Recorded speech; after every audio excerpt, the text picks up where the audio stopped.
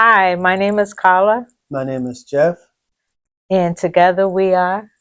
JC Business Group. And what are we talking about today? But today we're going to talk about how you started Reese's Marvelous Hats. So let's get started. So Carla, how did you start Reese's Marvelous Hats? Well, originally I wanted to be a life coach. I had my office all set up, I had it all mapped out, got my life coaching certificate and everything. And then, of course, the pandemic happened. And so, with the pandemic and COVID, my son, who had his job ever since high school, was laid off. And so one day I was talking to him and I was like, what is it that you like to do? What do you love? And while I was sitting there talking to him, I was like, wait, I love hats.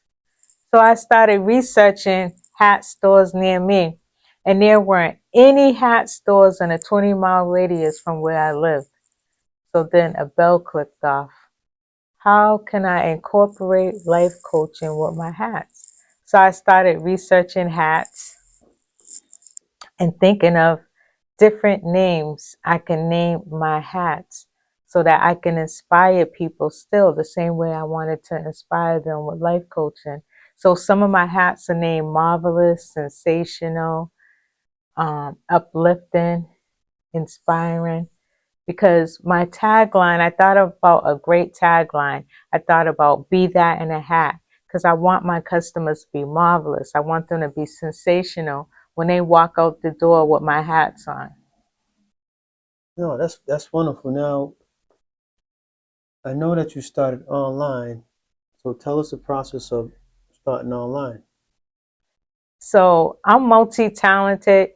So I went on um, different website programs to decide which website program that I wanted to use to build my hat website. So first I came up with the name because my nickname is Reese and I want my customers to be marvelous. So Reese's Marvelous Hats was a win-win for me. So then I started building my website and looking up different type of hats that I wanted to have in my hat store. What was I researched what was the most popular hats in the area. And plus, my oldest daughter gave me some great tips. She's like, you gotta have fedoras. And she's right, because fedoras are the #1 sellers in Reese's Marvelous Hats. Wow, that's wonderful. And what happened after that? I heard you started doing pop-ups. Yeah, so then I took to the website online, Google pop-ups near me. I went on Eventbrite. Not only did I look up pop-ups in Massachusetts, but I said, even though my business is going to be a local brand, I didn't have a storefront yet. I said, I want my business to go global. So how can I go global? I want to do pop-ups everywhere. So I did pop-ups in Connecticut, Rhode Island, New York, New Jersey. I went everywhere doing my pop-ups because even though you're a local brand, you want your business to go global. You want people to shop from you no matter where they are in the world. And that's exactly what's going on with Reese's Marvelous Hats. Now, someone who's starting pop-ups, what would you say would be the biggest challenge of starting a pop-up business?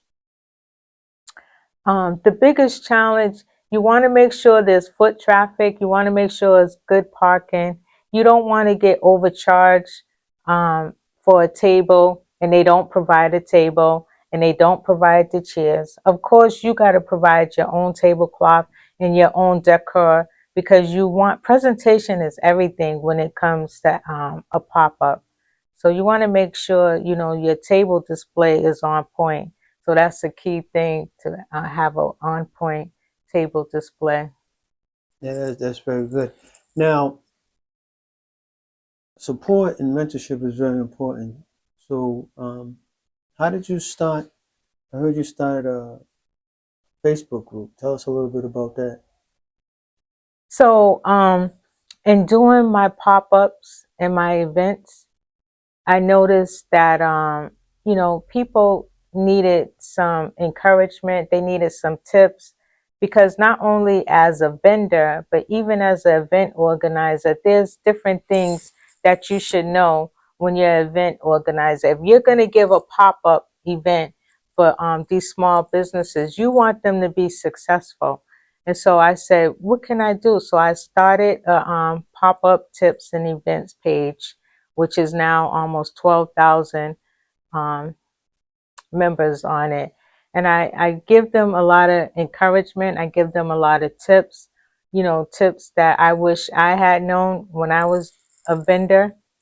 And there's tips that even event organizers can use so that they can be successful. And you want to have repeat vendors coming back to support you and collaborate. That's pretty good. Now, do you have any story of uh, Facebook, one of your Facebook groups memories? When you was at an event, or anybody walk up to you? All the time. I have people come up to me all the time thanking me for the Facebook group. They're like, I'm in your group. I love it. Thank you for having me. I'm like, thank you for being there.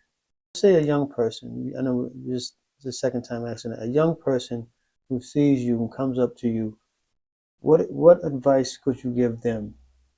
Not as far as starting a pop-up, or starting in business. What would you tell them? I would tell them it's not going to be easy, but and don't give up because eventually you'll see the fruitage of your labor if you hang in there.